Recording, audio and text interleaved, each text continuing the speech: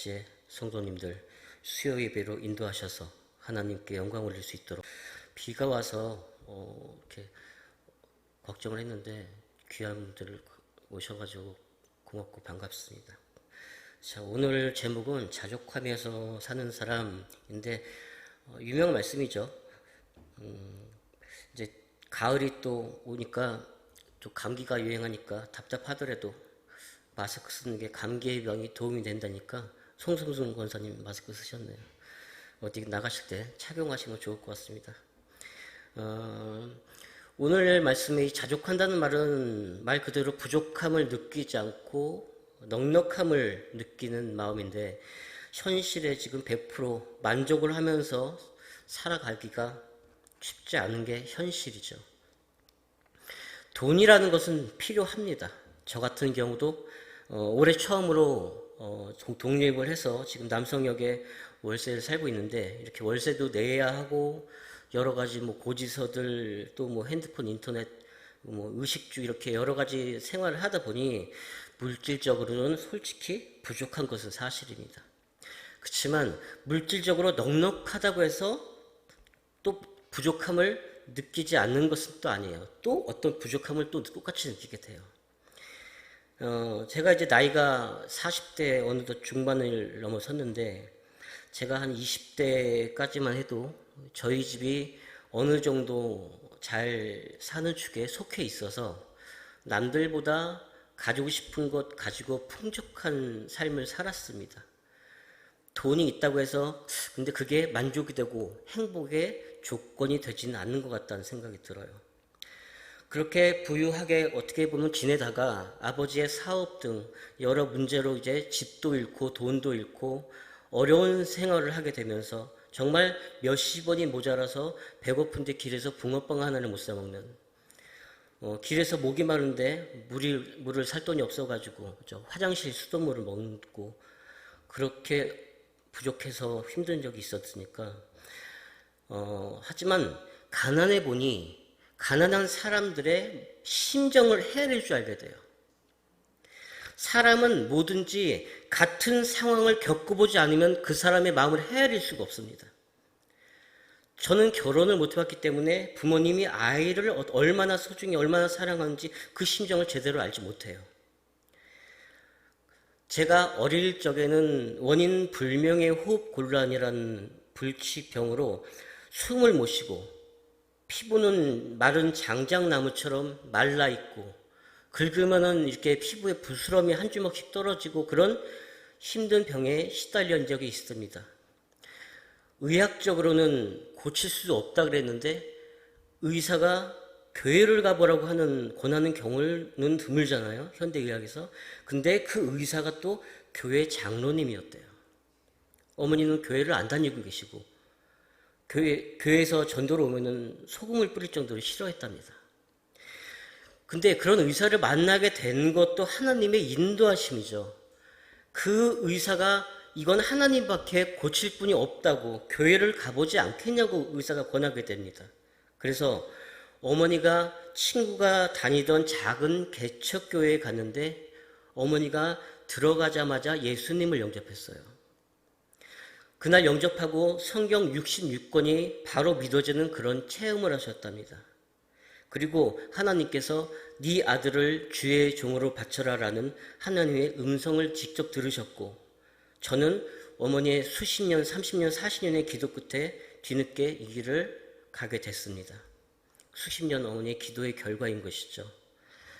그리고 제가 거기 교회 목사님께 이제 안수를 받고 어릴 때 십자가 환상을 본 뒤에 하나님께 치유를 받고 어머니가 이제 이렇게 독실한 그리스도인이 되셨습니다. 그렇게 제가 아프고 자라다 보니 아픈 사람의 심정을 알아요. 그래서 그런지 이 교회 전에 시각장애인 교회 7년을 있었던 것도, 그거에서 7년을 사역해서 다른 사람들 1년, 2년 힘들어서 못 버틴다는 교회를 가서 7년간 그렇게 사역을 한 것도, 그렇게 제가 아파보지 않았으면, 겪어보지 못했으면 그 사람들을 제가 다룰 수가 없었을 거예요. 왜냐 하면 시각장애인 교회 그 맹인들 중에서도 그 맹인 교회에서 적응을 못 하시는 분이 마지막에 오는 교회였어요. 그러니까 각자의 성격이 너무 강해요. 설교가 길면은 욕먹기도 하고, 목사님 설교가 마음에 안 들면 쫓아내기도 합니다. 초청을 해서 하면은 쫓아내기도 하고. 근데 제가 그렇게 그분들을 잘 보살펴서 그런지 저는 그렇게 좋아했어요. 그래서 7년을 있었는데, 그렇게 제가 아파 보니까 머리로만 사람들은 알지, 저는 가슴으로 느끼게 되는 거예요. 그 사람들을. 또 보통, 그래서 남들 가는 신학교를 이제 예수님, 제가 고집이 쓰다 보니까 예수님을 믿지 않고 잘 교회 안 다니고 그러다가 보통 신학교를 10년 늦게 들어가게 되었는데, 보통 30대 중반 정도의 목사 안수를 받는 경우가 대부분입니다. 그런데 저는 한 10년 정도 늦어진 것 같은데, 전 내년 정도에 받게 될 것 같습니다. 지금 강도사니까요. 처음에는 너무 늦게 신학을 시작했다 생각을 했는데 그게 아니었어요. 세상 여러 가지 일들을 겪어봐야 여러 상황을 그에 놓인 그 성도들의 마음을 이해할 수 있다는 것이죠. 요즘처럼 지적인 교만이 넘치는 시대는 없습니다. 손안에 핸드폰만 집어들면 다 안다고 생각해요. 정말 교만이 지배하는 세상입니다. 지금 젊은 세대들이 정말로 중요한 걸 알고 있습니까?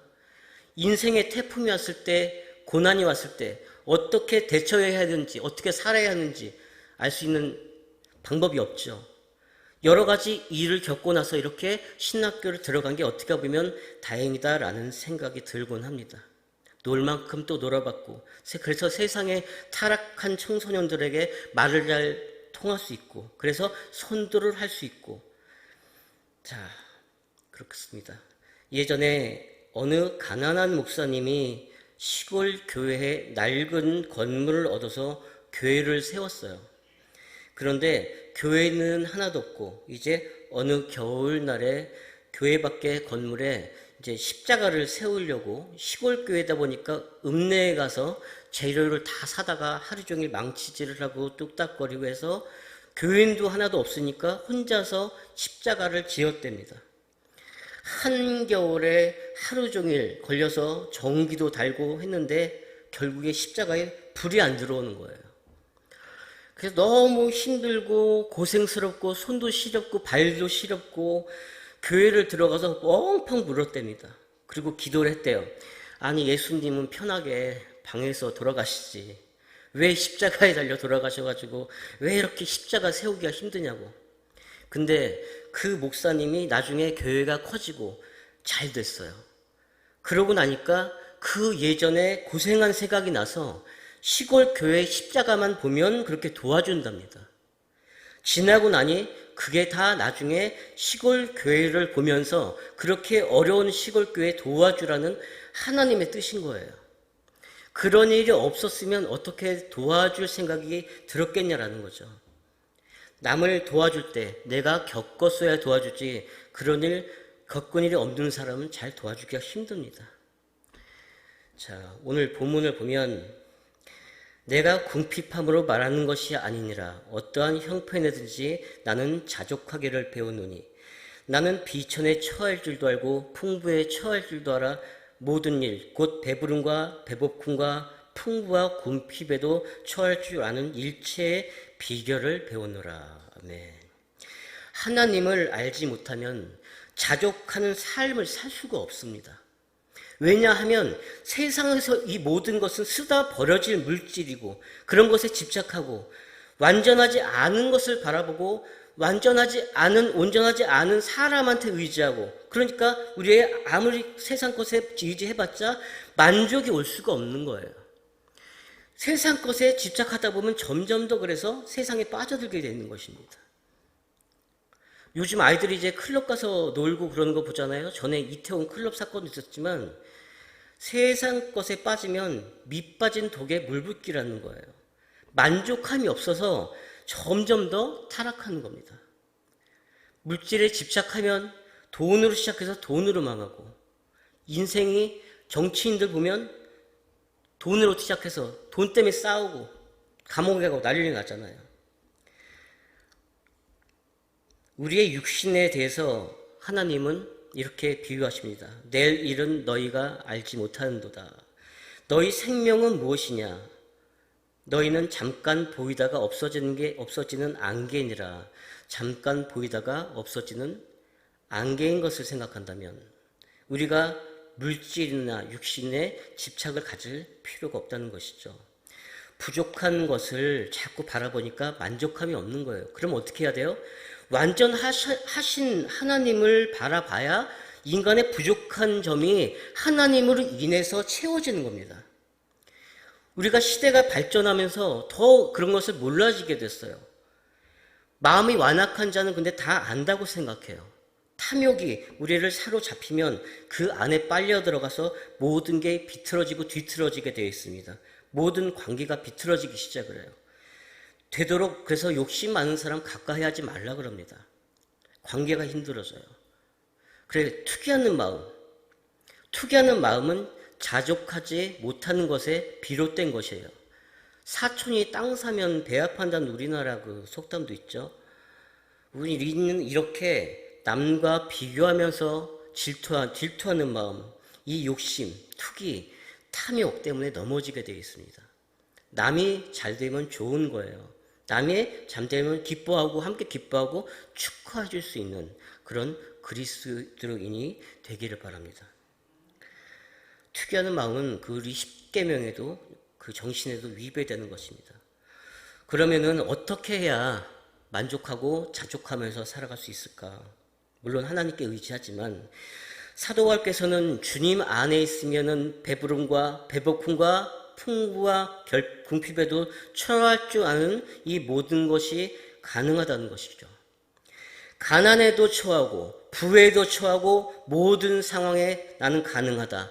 상황이 변하던 변하지 않는 주님 안에서 자족하는 기쁨. 오늘 본문에 바울은 지금 빌립보 교회에서 헌금이 온 거예요. 바울이 감사를 표현하면서도 이게 있건 없건 나는 자족을 배웠다 이 뜻이에요. 헌금이 와서 내가 살만해진 게 아니라 나는 물질이 있건 없건 나는 이제 자족을 배웠다. 언제나 기뻐하고 만족함을 배웠다. 그렇게 말씀을 하고 계시는 거예요. 인간이 욕망, 탐욕에서 벗어나면 이런 고백이 가능하다는 겁니다. 소유가 나를 지배하지 못합니다. 나는 탐욕에서 풀려났습니다. 이게 사도 바울이 된 증거란 말입니다. 나는 어떤 상황에서도 족함을, 만족함을, 기뻐함을, 평안함을 배웠다는 것이죠. 그게 그리스도인의 능력인 것입니다. 자족하는 방법은 또 범사에 감사하는 것입니다. 외국의 어떤 심리학 책에 실린 기사 중에 두 심리학자가 지원자들을 이제 두 개의 파트 그룹으로 분류를 하고 첫 번째 그룹의 지원자들은 감사 노트를 적게 했다고 합니다. 매일 일어나는 일에 감사하고 좋은 일에 주의를 기울여서 감사 노트를 적게 했다고 해요. 그리고 두 번째 그룹의 지원자들에게는 짜증나는 불쾌한 노트를, 기분 나쁜 일을 겪었던 일을 적게 했다고 합니다. 그 사람들에게는 매일 짜증나게 하는 일들을 적다 보니까 그 후에 결과를 보니까 감사 노트에 적은 사람들은 에너지와 그 열정이 뚜렷하게 증가를 했고 우울감도 덜 느꼈습니다. 감사함을 많이 표현한 연구 대상일수록 스트레스도 줄어들었고 감사할 때마다 열량이 소비되었다고 합니다. 그렇게 우리 일상에서도 감사함으로 표현하면 건강에도 유익하다는 거예요. 감사합니다는 드립니다라는 뜻이 있습니다. 누가 나에게 선물을 주면 감사합니다라고 상대방에게 말을 하죠.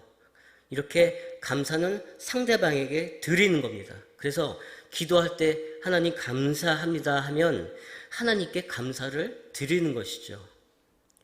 근데 이 마귀라는 것은 감사할 줄을 몰라요. 성경에 보면 마귀 사단은 항상 어두운 얘기, 불평 얘기, 문제점만 얘기하려고 합니다. 아담과 하와를 보면 마귀가 와서 감사해라고 말하지 않고 야 하와야 하나님 너에게 엄청난 걸 많이 주었네. 배나무도 주고 사과나무도 주고 금나무도 주고 온 세상 이 땅 꽃도 주고 식물도 주고 땅도 주고 그렇게 주었다. 그것이 아니라 선악을 알게 하는 나무에만 초점을 맞춰서 마음을 어떻게 해요? 사람의 하와의 감사하는 마음을 뺏어버려요. 그리고 마음의 어두운 마음, 부정적인 마음, 섭섭한 마음, 의심하는 마음을 하와에게 깊이 심어줍니다. 그러면 하나님이 진짜 우리를 사랑한다면서 저거는 왜 금했지? 왜 못 먹게 했지? 저거 먹으면 진짜 하나님같이 되는 거야? 그런 생각이 들면 그 마음에 벌써 마음에 감사가 없다는 거예요. 하나님에 대해서 감사하는 마음이 벌써 사라져 버렸다는 겁니다. 마귀는 사람의 마음속에 감사를 뺏어버리고 원망하는 마음을 심어주는 게 그때 마귀의 작전이었습니다. 여기에 우리가 많이 넘어가요. 감사로 승리하는 우리가 되시길 바랍니다. 감사를 많이 하면 마귀가 들어올 자리가 없어져요. 감사를 많이 하면 마귀가 틈을 찾을 자리가 없게 돼요. 마귀를 물리칠 때도 감사를 자꾸 하세요. 하와가 감사했더라면 그렇게 선악과를 먹지 않았겠죠. 하나님이 우리 주신 게 얼마나 많은데 우리는 감사하면서 살 거야. 하나님이 세상에 10,000가지를 주셨는데 그만 것은 딱 한 가지밖에 없네. 얼마나 하나님께 감사한 일이냐. 그랬다면 마귀가 접근하지도 않았겠죠. 감사로 탁 끌어들이니까. 마귀가 아주 싫어하는 것이 이 감사라는 것을 잊지 마시기 바랍니다. 또 이 감사는요, 행복의 절대 조건입니다. 자, 한번 따라합시다. 감사는 행복의 절대 조건이다. 어떠한 사람이 나는 행복합니다. 그러면 그 행복에는 감사가 부합되어 있다는 것이에요. 감사는 없는데 행복한 사람은 없어요. 감사하면 행복이 찾아옵니다. 행복하려면 감사하길 바랍니다. 높고 낮고 있고 없고 이전에 감사를 많이 하세요. 그러면 행복의 사람이 됩니다. 잠언 17장에 보면 마른 떡 한 조각만 있고도 화목하는 것이 제육이 집에 가득하고도 다투는 것보다 나으니라. 마른 떡이 무슨 뜻이에요? 떡이 말라 비틀어져서 먹기도 힘들다, 가난하다는 거예요. 아주 어려운 가난 속에서도 화목하고 사는 것이 매일 고개 뷔페 파티하고 살면서 싸우는 것보다는 나으니라. 마른 떡 한 조각을 먹고도 감사하면서 사는 사람이 고기가 가득하면서 원망하는 사람보다 나으니라. 그런 말이죠. 행복의 사람이 되시길 바랍니다. 어떤 사람이 행복하겠어요? 교회 큰 목사님, 교인이 많은 목사님, 돈 찾는 목사님, 아니면 주어진 것에 감사하는 목사님. 주어진 것에 감사하는 목사님 행복한 거죠. 감사가 살아나기를 바랍니다. 그럼 이제 어떻게 감사를 할까? 3가지만 강조하겠습니다. 없는 쪽에다가 초점을 맞추지 말고 자꾸 있는 것을 헤아리고 생각하면서 살아야 된다. 모든 사람이 아무것도 없는 사람은 없어요. 뭔가 다 가지고 있어요. 또 모든 걸 가진 사람은 없어요. 다 뭐 부족한 게 있어요. 근데 우리가 부족한 거, 없는 거, 약한 쪽에다가 관심을 갖고 자꾸 마음을 주고 바라보면 어두운 생각이 자꾸 들어요. 밝은 쪽, 내가 있는 쪽, 내게 있는 게 뭘까를 자꾸 생각하고 헤아리고 그것을 표현하고 그것을 자꾸 마음 가운데 새기면 감사한 거예요. 있는 것을 자꾸 헤아리면서 살기를 바랍니다. 그게 감사의 조건이에요. 사람이 상대적인 빈곤을 느낀다 그러면 어떤 사람은 비교해 볼 때 저 사람보다 못 배웠다, 저 사람보다 돈이 없다, 잘났다, 못났다, 그래가지고 마음 가운데 감사가 빠져나가는 겁니다. 하나님의 눈으로 보시길 바랍니다. 사람과 비교하지 말고 하나님의 눈으로 나를 보는 거예요. 하나님 나 사랑하니까 나는 하나님 은혜 안에서 나는 행복한 사람이 될 수가 있어요. 내게 있는 것을 헤아리면서 감사합시다. 그리고 성령 충만함을 사모하세요. 자, 다 같이 합시다. 성령 충만하게 하소서. 성령 충만하게 하소서. 예수님을 영접하면 가장 먼저 나타나는 체험이 감사예요. 믿게 해주셔서 감사합니다 라고 고백하게 되는 것이죠. 불평이 들어올 자리가 없어요. 들어올 공간이 없어요. 막 내 마음속에 성령이 충만할 때는 감사가 충만해지고, 뭐 내가 갑자기 키가 큰 것도 아니고 얼굴이 달라진 것도 아닌데 갑자기 부자가 천재가 된 것도 아닌데 마음에 막 감사가 넘치니까 행복이 실체가 됐어. 성령님이 충만하게 여러분에게 임하시면 감사 충만해집니다. 성령님이 오시면 나도 모르게 내 몸속에 감사가 큰 파도와 같이 찾아오는 거예요. 세상에서 맛보지 못한 그 은혜, 사랑, 평화, 그것이 넘치는 거예요. 자, 그 다음 마지막으로 우리가 감사 생활을 잘 하려면 자꾸 입술로 표현을 하세요. 한국 사람이 표현하기를 잘 못하는데 서양 사람은 입으로 표현하기를 참 잘합니다. 땡큐, 감사합니다, 감사합니다. 여러분도 자꾸 감사를 표현을 하세요. 자, 같이 합시다. 하나님 아버지 감사합니다. 예수님 감사합니다. 성령님 감사합니다. 예수님 믿게 돼서 감사합니다. 교회 다니게 돼서 감사합니다. 천국 가게 돼서 감사합니다. 아멘. 감사의 조건은 우리가 이렇게 찾다 보면 참 많이 있다는 겁니다. 유명한 말이 있죠. 촛불을 보고 감사하는 자에게는 달빛을 하나님이 주노라. 달빛을 보고 하나님을 달빛에 감사합니다. 달빛이 좋습니다 하면 하나님이 태양빛을 주시고, 태양으로 감사하는 자에게는 천국을 주시고, 천국으로 감사하는 자는 하나님 그분을 주신다. 작은 것부터 감사하는 마음, 여러분 촛불부터 감사하세요. 작은 것부터 이렇게 감사할 줄 아는 거. 예수님 믿게 돼서 감사하고, 이해할 수 있게 돼서 감사하고, 오늘 예배에 나온 거 감사하고, 믿음이 있어서 감사하고, 작은 것부터 감사할 줄 알아야 점점 더 큰 것도 주십니다. 예수님께서 문둥병자를 치유해 준 사건이 있죠. 그 문둥병자가 예수님께 다가와서 엎드려 절하면서 감사로 또 표현을 했을 때, 가라, 내 길이 너를 구원하셨느니라 하면서 더 큰 은혜를 주셨어요. 그 영혼은 천국 가는 구원까지 하나님이 주셨어요. 감사하는 자에게는 하나님이 더 큰 감사의 은혜를 주십니다. 사람도 그렇잖아요. 자꾸 아는 사람들도 자꾸 감사하다고 그러면은 더 주고 싶고, 우리 아이들도 초등부 애들도 가르치지만 감사합니다 그러면 그렇게 표현하고 예의 바른 애들을 보면 자꾸 몰래 더 주고 그럽니다. 사람도 그러한데 하나님도 자꾸 감사하면 더 주고 싶은 거예요. 사람들이 보기엔 아무것도 없고 그렇게 없어 보이는데 자꾸 감사해. 그런 감사의 은혜가 임하기를 소망합니다. 우리가 예수님을 더 사모하고 그렇게 감사를 많이 해서 모든 것에 자족하는 저와 여러분 되기를 소망합니다. 기도하겠습니다. 하나님 아버지, 예수님 믿기 전에는 삶의 모든 것이 자족하지 못하고 살았음을 고백합니다.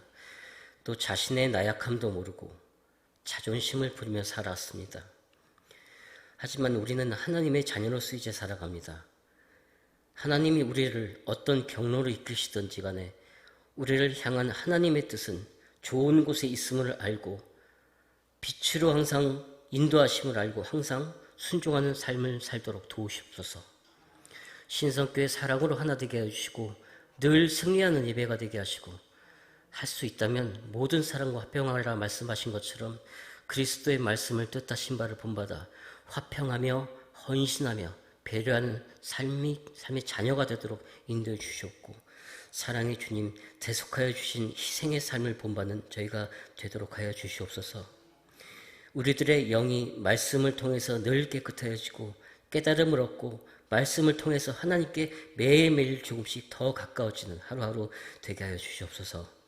어떤 일에서든지 최우선순위로 아버지의 뜻대로 우리가 헌신할 수 있도록 우리의 시간과 환경과 건강을 더하여 주셔서 하나님께 영광 돌리는 일에도 늘 힘쓰는 저희가 되도록 하여 주시옵소서. 무한한 사랑이시며 영광이신 예수님의 이름으로 기도드립니다. 아멘. 자, 찬송가 438장입니다. 찬송가 438장. 438장.